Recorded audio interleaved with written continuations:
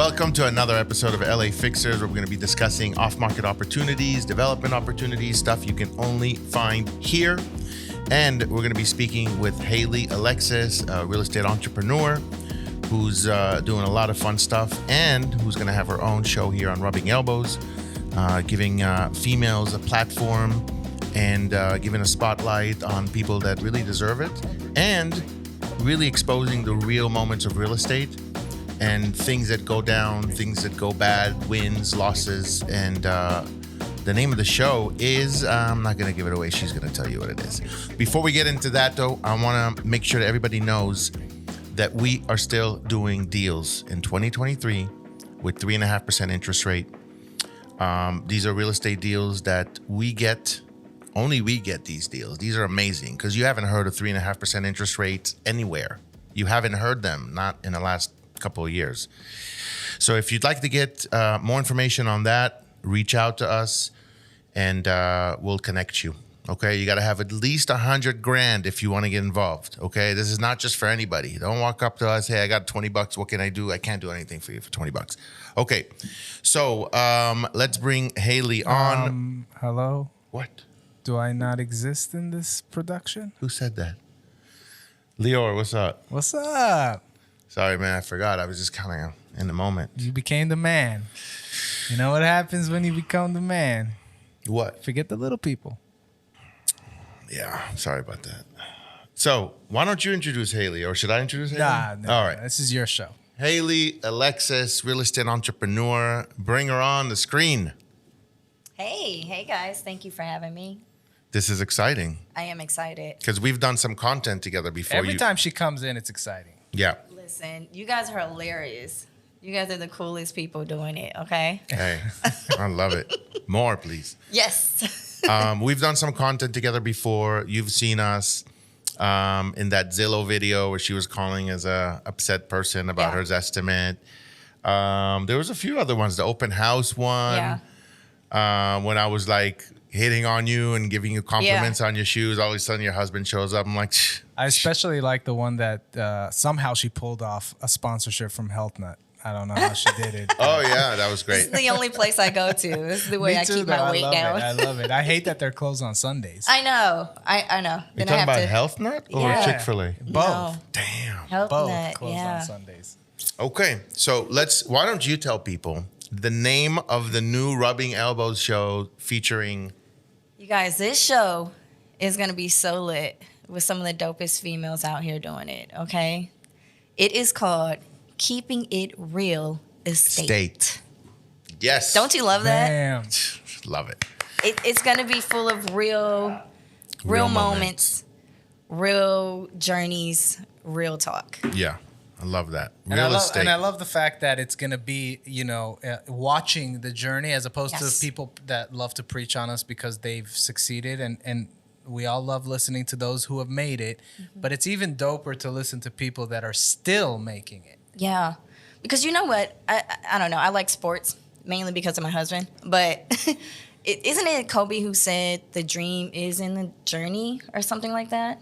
Something like that. Yeah. So, like, we always want to get to the end, but going through it is what is inspiring. Right. Going through it is where the aha moments are. And, you look back and you're like, wow, what a journey.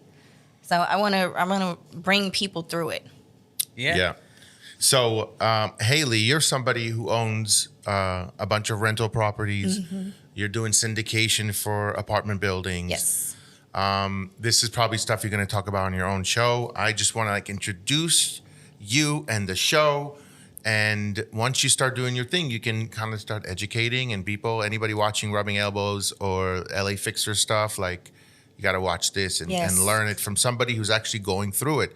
Because there's a lot of self-proclaimed gurus, right? Yeah. I'm the expert, take my course, sign up for it. It's no, watch me do it. Because you're still learning, right? Absolutely. Everyone's still learning. Absolutely. And it took me a while to realize the power in that, in the journey and in learning, because I felt like I couldn't show it until I did it, and it's well, that's not really how people learn. You know what I mean? Like they want to see that they can do it too, and the ups and downs, and that we make mistakes, and it's okay because that's how you build. That's how you grow.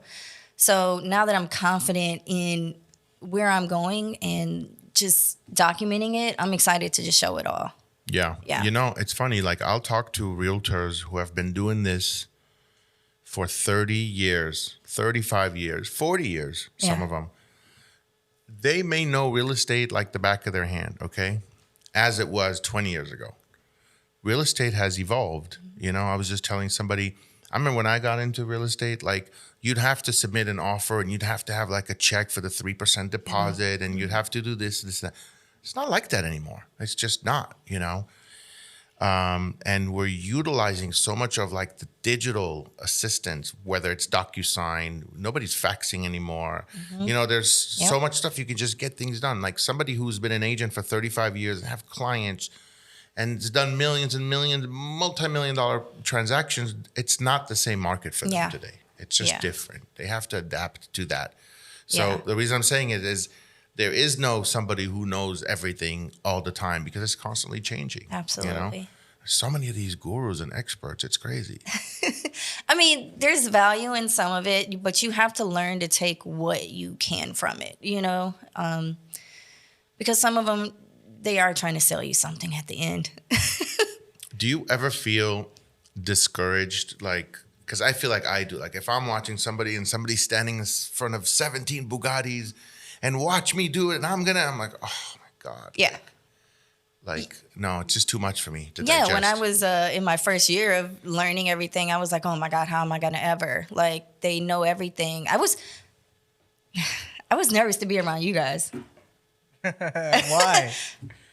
I don't know. No, but tell us. It's interesting. I was nervous because I felt like you guys knew so much more than me. And I'm just this little bitty fish in a huge ass, in a huge pond. And I'm like, what can I even bring to them? And, you know, my great husband is like, you got this. So. Yeah. So. But I think a lot of people are like that. So that's why I wanted you to explain why, because everybody kind of gets, we all have our insecurities. Yeah. Regardless if it's business or personal, everybody is always thinking about what the other person is thinking of them. But everybody is doing that. So at the end of the day, really, we're all stuck in our own issues. And nobody cares about your issues. You know what I mean? True. You know, and then what also happened was imposter syndrome would kick in. Big time. And I'm like, whoa. But you've done this. You've got so many units. You've done it on your own against your own family telling you, be careful, real estate's shaky. Against everything, you know, even though I'm like backing myself up, giving the self-talks in the mirror, I'm still like, oh, but you're not next to a Bugatti. You have not made it. You don't own a plane. You can't even get on a jet. You know what I mean? So it's like, dial it back. Yeah, we've been conditioned to care about the wrong things. Yeah. You know, I'll tell you something. I have two different friends. They both are. I'm sitting in a discussion with these rich fuckers. I'm like, oh my God, you want to talk about imposter syndrome? I'm sitting there like, yeah, these guys are my boys. But I'm like, they're talking about this one just bought a plane for whatever, $6 million. This one, I'm thinking to myself, oh my God, like I don't even know what to bring into this conversation. Mm-hmm. But I was able to take something out of this conversation, okay? Two guys own private planes, okay? One of them is like, listen, when I don't fly it, because I'm not constantly in the air, when I don't fly it, I give it to a company that does the chartering, that they charter and they rent it out. They rent it out and it pays for my, for all these ground fees and fuel fees and pilot fees and all these fees. A lot of money to maintain these planes, right? Right. Now I'm thinking to myself, wow, that's so genius. He turned, having a private plane into, it's not just a liability. Now it's an asset. Now it's making him money. It's paying off his payments on whatever. Meanwhile, the other guy's like, fuck that. I don't want anybody in my plane. What? I don't want anybody in my plane. What do you mean you don't want anybody? You're not flying the plane. You're flying the plane, once a week, maybe. Wow. Yeah, I don't care. I don't care. Okay. So now, Does it really matter which one of them has more money? Does it really matter? It's just two different mindsets. They can both afford to do both. And I think that goes back to what you were saying, like, what am I contributing? What am I getting out? I think it's a constant cycle of like, what am I putting in? What am I getting out? Whether if it's in a conversation with friends, colleagues, even this, like, what am I putting in? What am I getting out? Yeah. I think that for us, what are we getting out from you? Is we have another female member of our crew. Mm-hmm. We can do different videos that we can't do with, other people for whatever reasons. We've got Amanda that was, part of different things that we love doing content with her. But she's flying around the world most of the time, so we can't have her here. Or whatever, like you yourself, you're not a realtor, but you're from the investor side. So you can bring in all different types of things from the investor world versus the realtor world, right? Long story short, there is no right or wrong way. It's just, who cares if there's no Bugatti? Yeah. What if you can afford 10 Bugattis and you get into one of them, you're like, oh, what was the big fuss about this freaking Bugatti? It's not even comfortable. That's how I feel about my Tesla. I'm like, what? I got sold.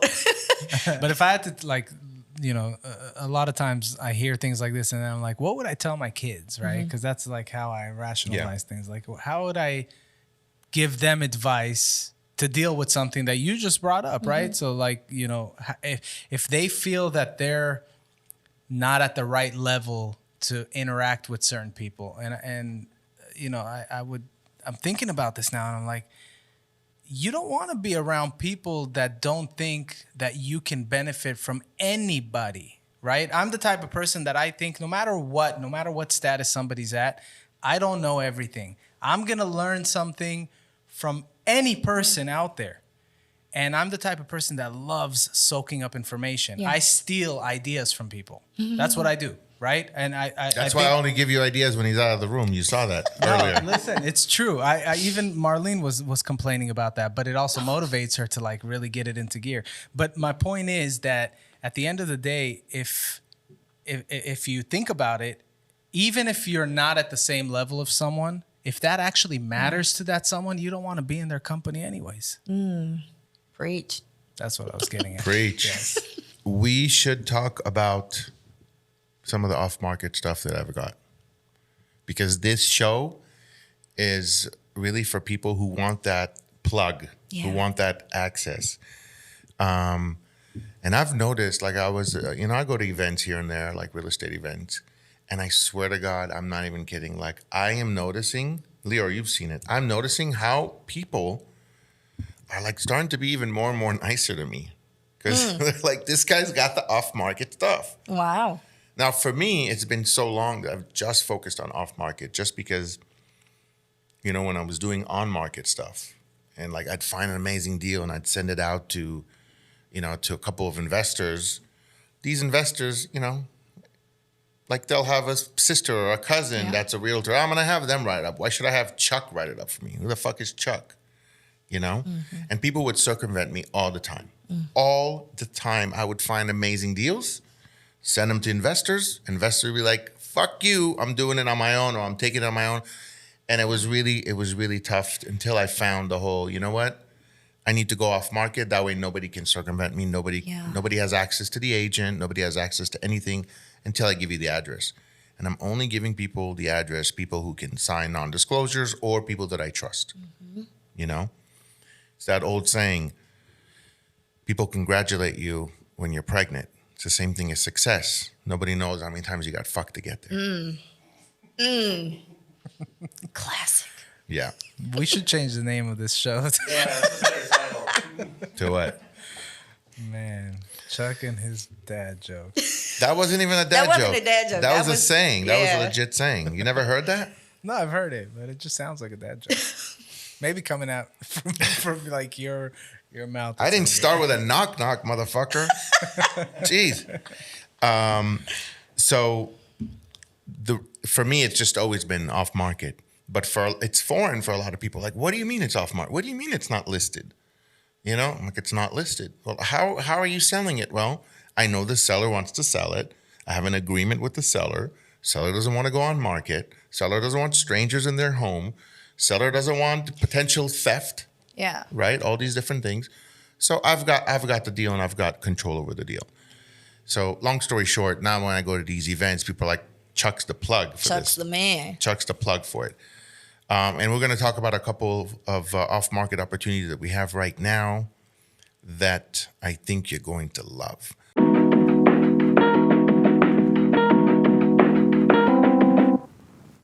First one is in Valley Glen. Leo, you don't even know about this one yet. I just got it. Valley Glen. And you're going to need to bleep the address. Okay, I'm going to give the address. It is 61. The address is Woodman. I caught it just in time.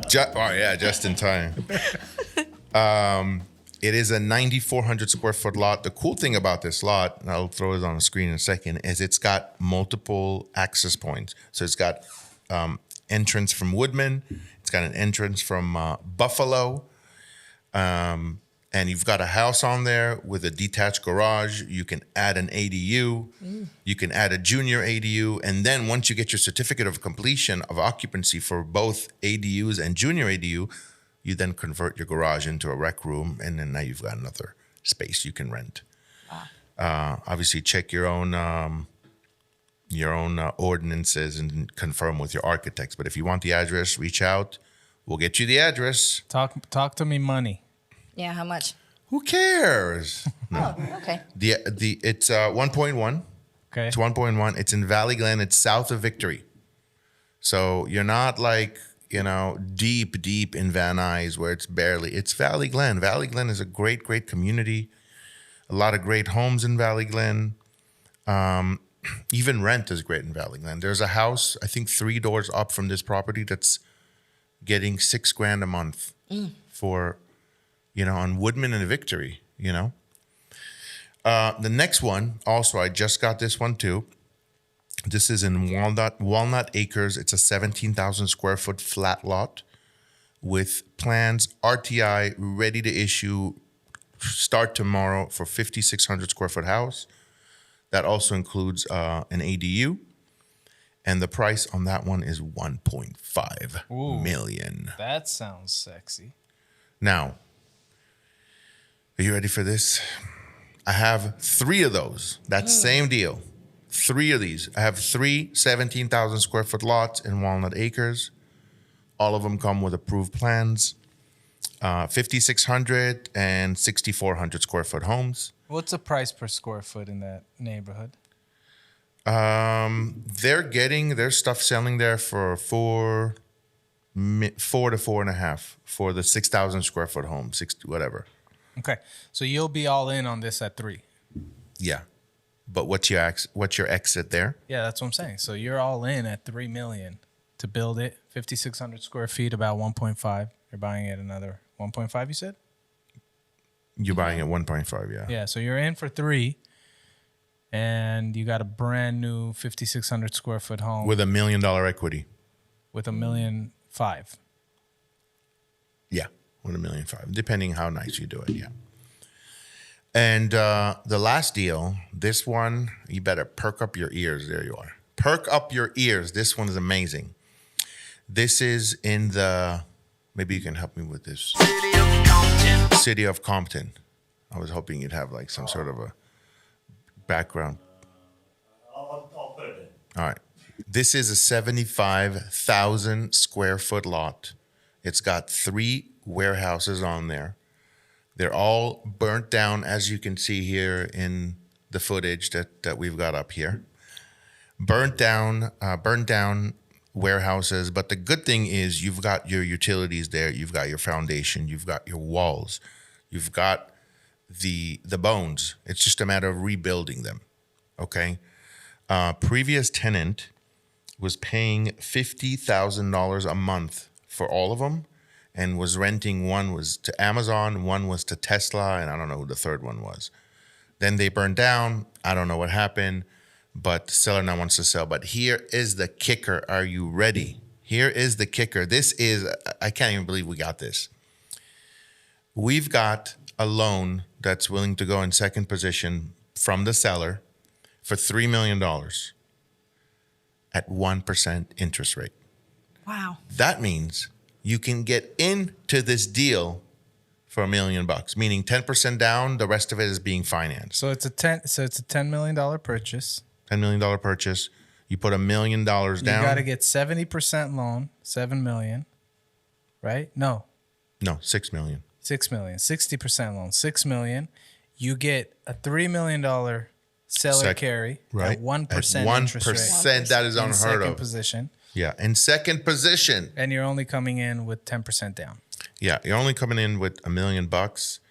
Now, here's what you do once you come in with $1 million. You can either demolish everything, put it back on the market. But I think it's important that people understand, because you say burnt down, right?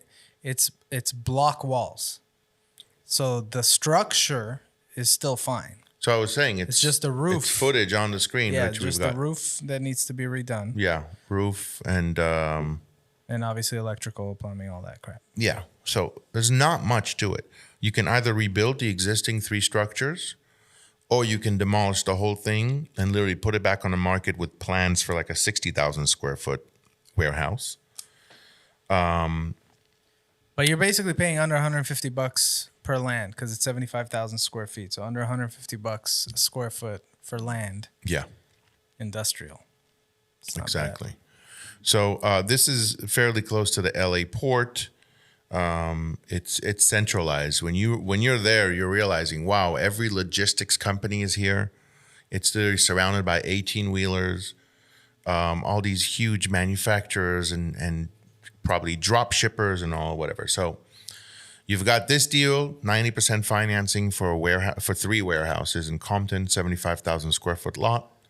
You've got the Woodman deal in Valley Glen on Woodman and Victory, 9,400 square foot lot for 1.1. And what was the first deal? Oh yeah, the other one, which is Walnut Acres, and there's 3 of them to choose from. All of them are big lots with RTI plans to build massive, massive homes. Any questions? How do you find these? Don't give up. Don't give up the sauce. That's another. No, we actually did some content on that. Man. I'm about to give the secret. Just make sure you bleep it, all right? I'm about to give the secrets right now, okay? One word. All right, let's try that again. I'm about to give the secret away, one word, on how I'm getting all these off-market deals. Ready? There it is. There it is. Anyways, ketchup. The fuck. Anyway, catch us next week for more deals. Maybe another guest. Maybe you can catch Haile on her show. Yes. Before we go, I want to maybe ask Haile, like, what can people expect to see on your show? You know what? You can see, like I said, in the name, you can see the real, you can see the journey, you can see the ups and downs, you can see some funny stories of real situations that have happened to female in the industry. You can be inspired. Ultimately, I look for the content to be inspiring and motivating. And, we got you. We got you. Love it. Yeah, the idea when we first started talking about it was how to give almost like a spotlight, a platform for. We talked about females. I'm always about empowering females. Me and Leo always talk about that. We have daughters. Yeah.